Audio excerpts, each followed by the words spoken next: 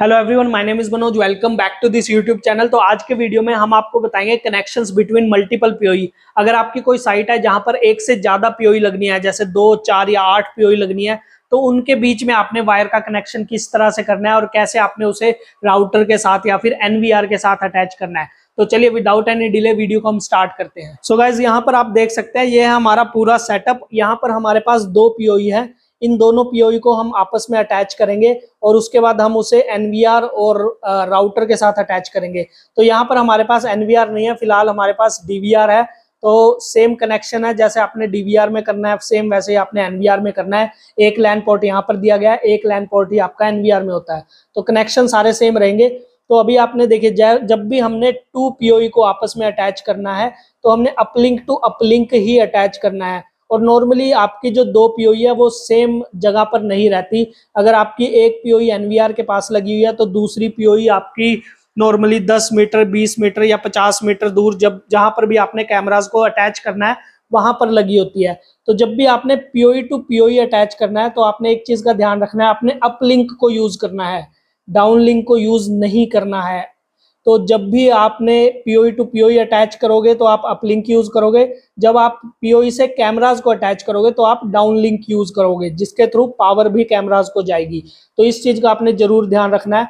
और साथ ही जब आपने एनवीआर को अटैच करना है पीओई स्विच से, तब भी आपने अपलिंक का यूज करना है।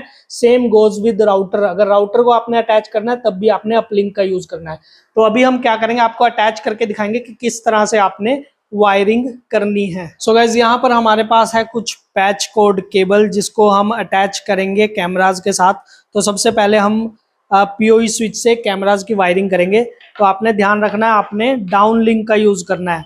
तो यहाँ पर हमारे पास है फर्स्ट डाउन लिंक, इसको हम अटैच करेंगे अपने पहले कैमराज के साथ। यहाँ पर हमारा है फर्स्ट कैमरा, तो इसको हम यहाँ पर अटैच कर देंगे। तो ये हमारी फर्स्ट कैमरास की वायरिंग कंप्लीट हो चुकी है। उसके बाद हम यूज करेंगे सेकंड डाउन लिंक और यहाँ पर हम अटैच करेंगे और उसके बाद हम अपने सेकंड कैमरास को अटैच करेंगे। तो यहाँ पर हमारे पास है सेकंड कैमरा। तो इस तरह से हमने 2 कैमरास इस पीओई से अटैच कर दिया है। तो अभी आपने तीसरा कैमरा अटैच करना है और तीसरा कैमरा अटैच करने के लिए हमारे पास है 1 मोर पैच कोड। तो इसको हम क्या करेंगे, सेकंड पीओई से अटैच करेंगे।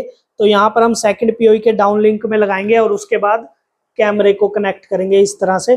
तो ये हमारा थर्ड कैमरा कनेक्ट हो चुका है। उसके बाद हम आएंगे फोर्थ कैमरे पे और फोर्थ कैमरे को हम अटैच करेंगे सेकंड डाउन लिंक से और यहाँ पर हम फोर्थ कैमरा कनेक्ट कर देंगे इस तरह से। और उसके बाद हम फिफ्थ कैमरे को अटैच करेंगे। फिफ्थ कैमरे को अटैच करने के लिए अगेन हमारे पास है केबल, तो इसको हम अटैच कर देंगे फिफ्थ कैमरे से। तो इस तरह से हमारे जो पीओई टू कैमरा वायरिंग है वो कंप्लीट हो चुकी है। तो आप यहाँ पर 2 और हमारे पोर्ट खाली है, 2 और कैमरा इससे अटैच कर सकते हैं। सेम यहाँ पर 1 मोर पोर्ट खाली है, तो इससे आप एक और कैमरा अटैच कर सकते हैं। तो इस तरह से आप टोटल 8 कैमरा इन दोनों पीओई से कनेक्ट कर सकते हैं। तो यहाँ तक हमारा काम हो चुका है। तो अभी हम करेंगे दोनों पीओई को आपस में कनेक्ट। तो जैसा मैंने आपको बताया कि हमने अपलिंक यूज करना है, तो यहाँ पर हम फर्स्ट अपलिंक यूज करेंगे और उसके बाद यहाँ पर हम अटैच कर देंगे। तो इस तरह से हमने अपलिंक टू अपलिंक वायर को कनेक्ट कर दिया है। तो इतना सा हमारा काम है। अब एक चीज का आपने ध्यान रखना है, देखिए नॉर्मली एक पीओई होती है एनवीआर के पास, तो यहाँ पर हमारी फर्स्ट पीओई है और जो सेकंड पीओई होती है वो डिपेंडिंग अपॉन द साइट आपको अलग अलग लोकेशन पर रखनी होती है। तो जैसे जो ये पीओई है, अभी हम सपोज करते हैं कि इस पीओई से इस पीओई का डिस्टेंस 50 मीटर दूर है और 50 मीटर दूर हमारे ये तीनों कैमरे अटैच हैं इस पीओई से। और एनवीआर के पास ये वाली पीओई है और इससे हमारे 2 कैमरे अटैच है। अब ये डेमो पर्पस के लिए पूरा तो मैं आपको नहीं दिखा सकता, बट आप अज्यूम कर सकते हैं। तो एक पीओई से आप आराम से 100 मीटर तक दूसरी पीओई अटैच कर सकते हैं अगर आपने अच्छी क्वालिटी की केबल यूज किया तो इस तरह से आप 100 मीटर तक इजिली अटैच कर सकते हैं। तो यहाँ तक हमारी वायरिंग हो चुकी है। हमने पीओई टू पीओई कनेक्ट कर दिया है और अपने कैमराज को कनेक्ट कर दिया है। सो यहाँ पर हमने 2 पीओई अटैच कर दिया है। अब सपोज कीजिए आपने एक और पीओई अटैच करनी है जो कि इसी डायरेक्शन में है। जैसे ये फर्स्ट पीओई है, इससे हमने एक वायर इस पीओई को कनेक्ट की। उसके बाद इसी डायरेक्शन में हमने एक और पीओई लगानी है जहां पर 3 या 4 कैमरे और लगने हैं। तो हमने इस पीओई से दूसरी पीओई को अटैच करना है। तो यहाँ पर हमारे पास है सेकंड पीओई, तो इसको हम अटैच करेंगे इस पीओई के साथ तो उसके लिए देखिए आपने क्या करना है, यहाँ पर अपलिंक में ये वायर कनेक्ट करनी है और उसके बाद डाउन लिंक में यहाँ पर एक और वायर कनेक्ट करनी है। तो इस तरह से हमने वायर कनेक्ट करनी है और उसके बाद इस पीओई से भी आपके जो 4 कैमरे हैं वो चल जाएंगे। तो इस तरह से हमने 3 पीओई आपस में कनेक्ट कर दी। अब ये जो पीओई है दोनों, ये तो एक डायरेक्शन में थी। अब सपोज कीजिए यहाँ से हमारी एक दूसरी डायरेक्शन में एक और पीओई हमने लगानी है, वहां पर भी 3 या 4 कैमरे हमने अटैच करने हैं।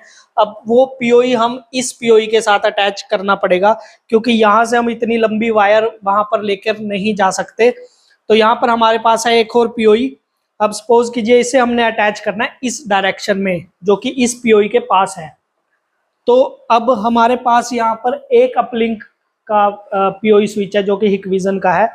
अब जो एक अपलिंक का पीओई स्विच है वो आप एंड में लगा सकते हैं, जहां पर हमें नेक्स्ट फर्दर कोई भी पीओई अटैच नहीं करनी है, वहां पर आप सिंगल अपलिंक का स्विच लगा सकते हैं। क्योंकि अगर आप 2 अपलिंक का भी स्विच लोगे तो एक अपलिंक आपका खाली रहेगा। तो यहाँ पर हमारे पास है सिंगल अपलिंक का स्विच। तो यहाँ पर हमने इसे कनेक्ट कर दिया है और उसके बाद आपने इसे कनेक्ट करना है अपने स्विच में। तो यहाँ पर हमारे पास देखिए एक ही पोर्ट खाली है, तो अगर हम इसे अटैच कर देंगे तो हम ना तो एनवीआर को कनेक्ट कर पाएंगे ना ही राउटर को कनेक्ट कर पाएंगे। तो हमने क्या करना है, उस केस में एक और स्विच लेना है जो कि है गीगा स्विच। नॉर्मल स्विच लेना है, गीगा स्विच, और उसको अटैच करना है। तो फिलहाल हमारे पास गीगा स्विच नहीं है, तो हम राउटर को ही गीगा स्विच मान लेते हैं।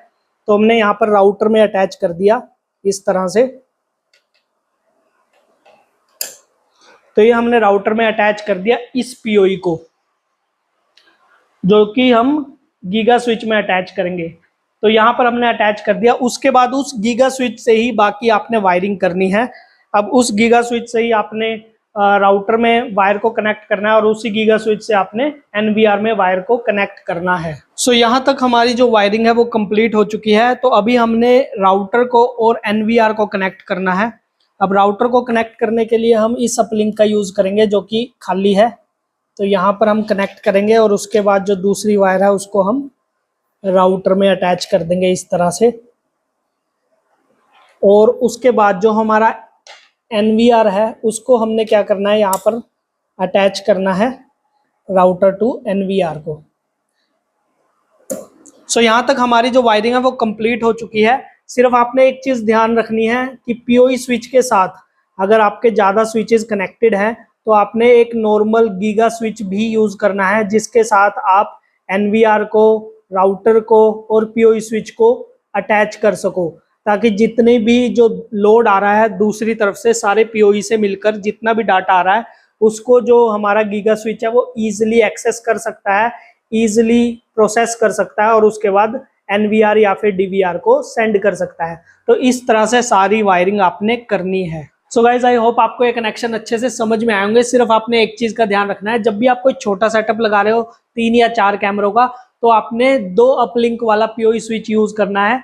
उससे आप एक अपलिंक से राउटर को कनेक्ट कर सकते हो और दूसरे अपलिंक से आप एनवीआर को कनेक्ट कर सकते हो। बट इन केस आपके पास सिर्फ एक अपलिंक वाला पीओई स्विच है तो उस केस में आपने राउटर की हेल्प लेनी है।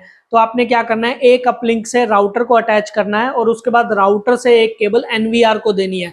तो इस तरह से आपका काम हो जाएगा। बट जहां पर आपको बड़ी साइट यूज करनी है, जहां पर आप बड़ी साइट यानी कि ज्यादा कैमरे कनेक्ट करने हैं, तो उस केस में आपने क्या करना है, उस केस में आपने एक अलग से स्विच लेना है। तो आप उसमें डेस्कटॉप स्विच भी ले सकते हो जो कि 10x100 MBPS का रहता है। तो उसमें अगर आपके कम कैमरे 8, 10 या 16 कैमरे हैं तो आप डेस्कटॉप स्विच यूज कर सकते हो। बट इन केस आपके 16 से भी ज्यादा कैमरे हैं तो उस केस में आपको गीगा स्विच यूज करना पड़ेगा।